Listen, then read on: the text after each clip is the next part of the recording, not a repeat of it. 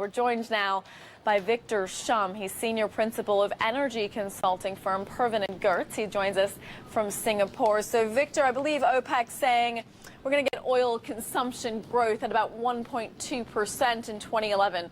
Does that sound about right to you?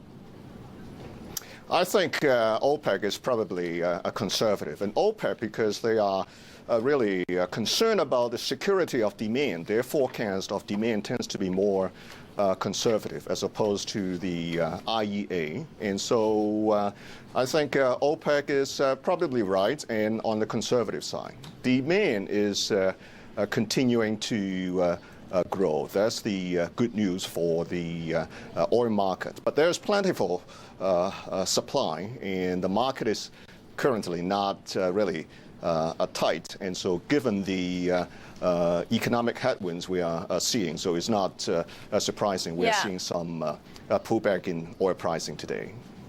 The IAE putting that figure at 1.6% for an increase in demand. Now, we do have a Chinese economy slowing. What kind of dent is that going to make in demand, do you think?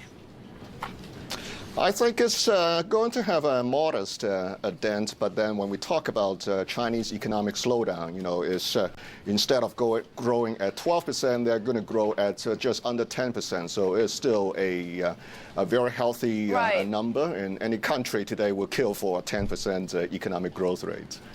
And China is still going to be responsible. Is going to be responsible for a lot of the oil demand growth in the world, and I expect it to be responsible for about a third of the demand growth this year. That's quite a player. 1/3 of demand growth, as you say. I mean, we've seen a lot of volatility in the oil markets recently. How much of that's down to China as it decides when to buy?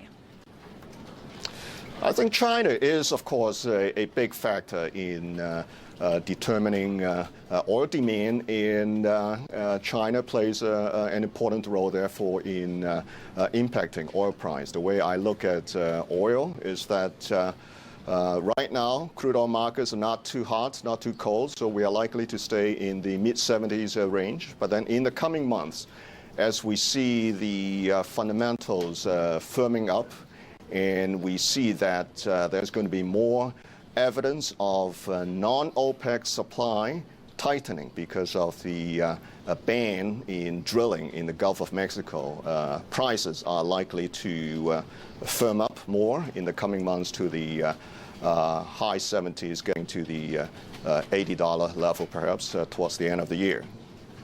So you expect a breakout of this $70 to $80 range where prices have been trading later on in the year when we see supply tightening down to the BP drilling demand. How long is that, or the drilling bans triggered by the BP crisis, how long is that going to impact supply? How far into the future?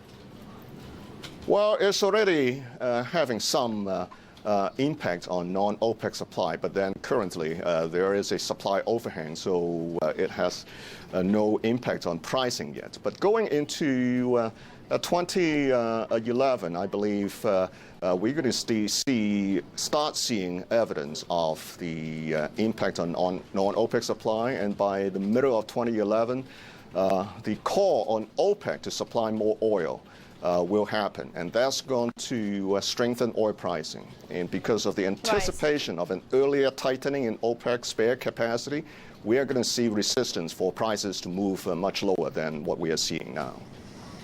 Now, Victor, we have an oil spill happening in China. It's got nothing to do with deep water drilling. But I wonder, you know, there is a lot of that goes on in Asia. What do you think the chances are that Asia could see something similar to the BP disaster? Are regulations tight enough over here? Oh, I think the impact on the BP disaster in the Gulf of Mexico will be worldwide over the long term. The regulations will get tightened up in the U.S. first and gradually spread to the rest of the world. And so the cost of producing oil will increase, and over the long term, this BP disaster in the Gulf of Mexico will support higher oil pricing. Gotcha. Okay, Victor Shum, senior principal of energy consulting firm Purvin Gertz. Thanks so much for joining us.